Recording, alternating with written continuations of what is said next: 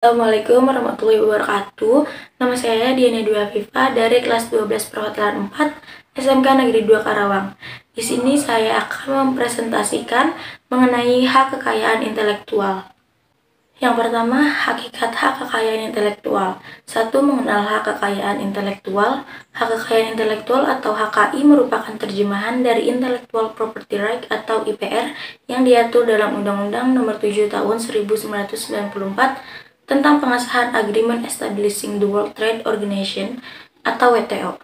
Intellectual property right adalah pemahaman mengenai hak atas kekayaan yang timbul dari kemampuan intelektual manusia dan berhubungan dengan hak seseorang secara pribadi, yaitu hak asasi manusia. Yang kedua, tujuan hak kekayaan intelektual. Yang pertama, sebagian perlindungan hukum kepada pencipta dan hasil karya serta nilai ekonomis yang terkandung di dalamnya.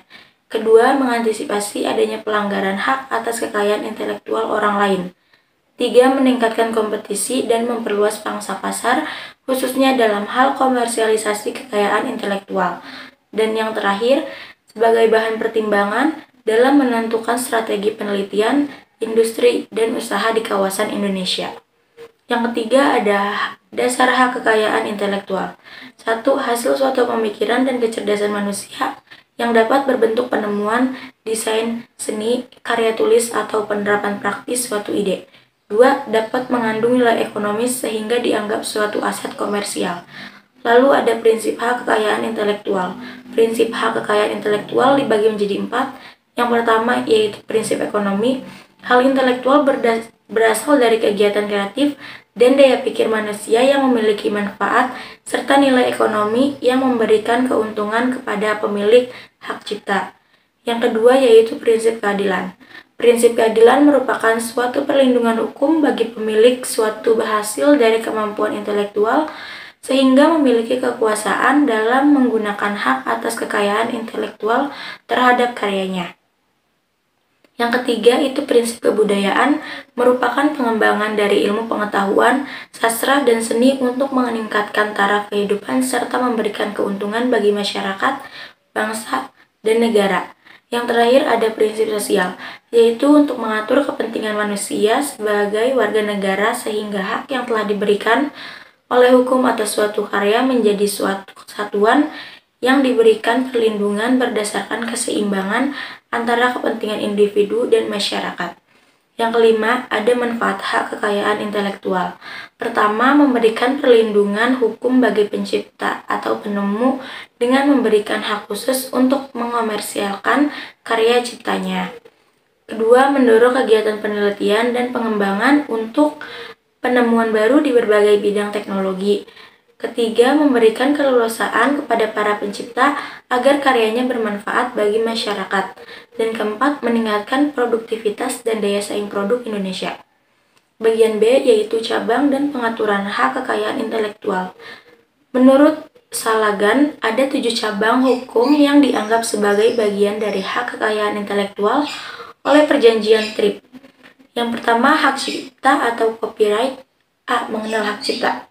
Hak cipta dalam Undang-Undang Nomor 18 Tahun 2014 tentang hak cipta adalah hak eksklusif pencipta yang timbul secara otomatis berdasarkan prinsip deklaratif setelah suatu ciptaan diwujudkan dalam bentuk nyata tanpa mengurangi pembatasan sesuai dengan ketentuan peraturan perundang-undangan. B. Ciri-ciri hak cipta. 1. Batas perlindungan adalah seumur hidup dan tambahan waktu 50 tahun jika pemegang hak sudah meninggal dunia. Kedua, hak cipta diperoleh secara otomatis dan tidak ada kewajiban untuk mendaftarkan. Ketiga, dilindungi seperti cipta di bidang ilmu pengetahuan. C. Sifat hak cipta.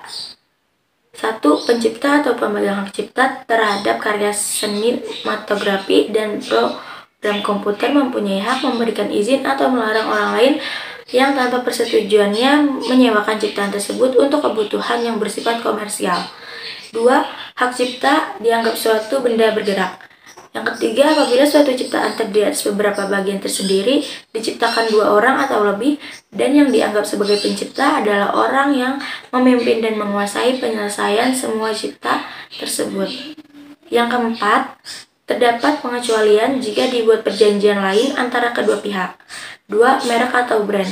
Menurut Undang-Undang Nomor 20 Tahun 2016 tentang merek adalah suatu nama, simbol, tanda, desain, atau gabungan di antaranya untuk dipakai sebagai identitas suatu perorangan, organisasi, atau perusahaan pada barang dan jasa yang dimiliki untuk membedakan dengan produk lain.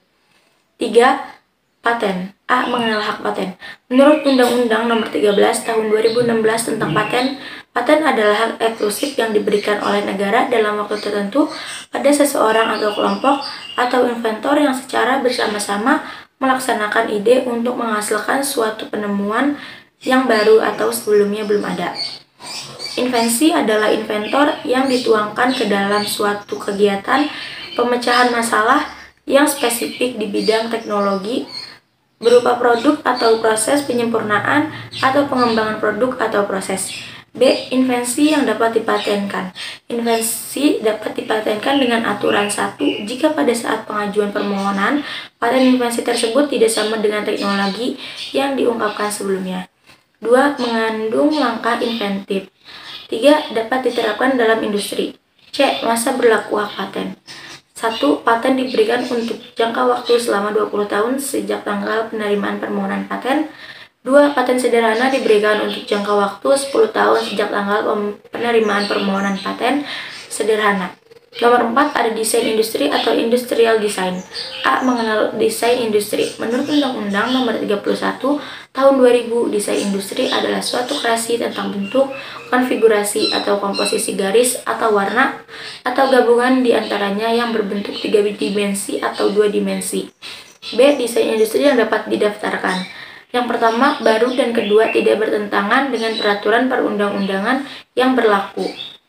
Yang terakhir, masa berlaku desain industri, yaitu 10 tahun sejak tanggal penerimaan permohonan desain industri.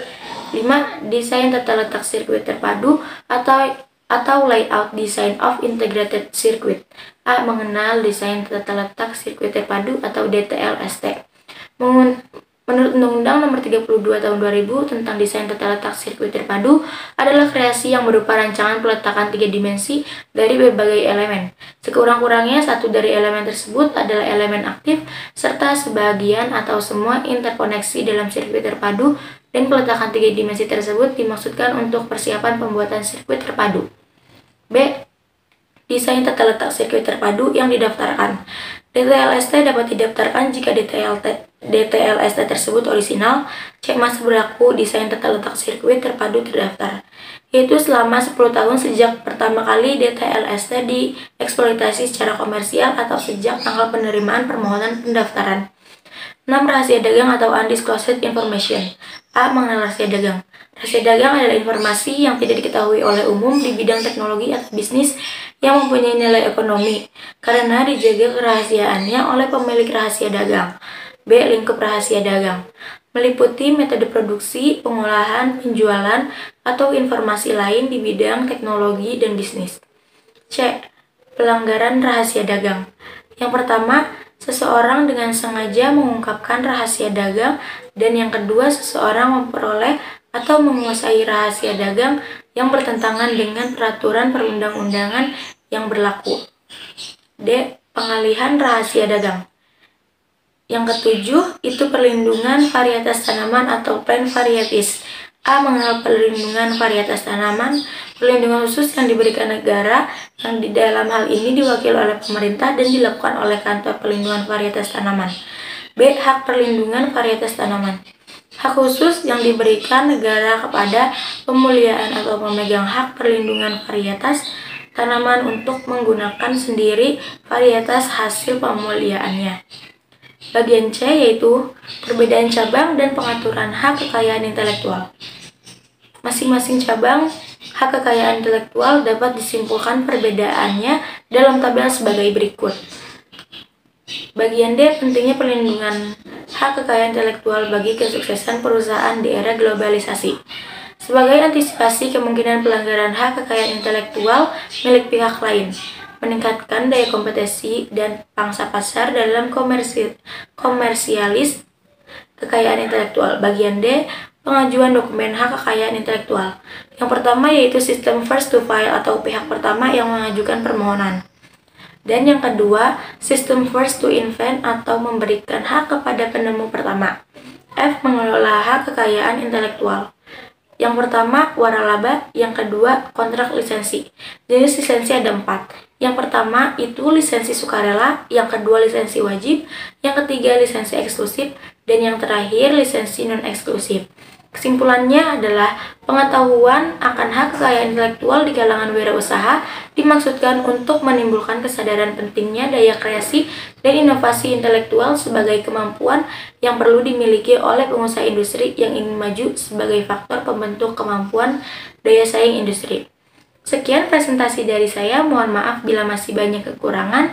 Terima kasih. Wassalamualaikum warahmatullahi wabarakatuh.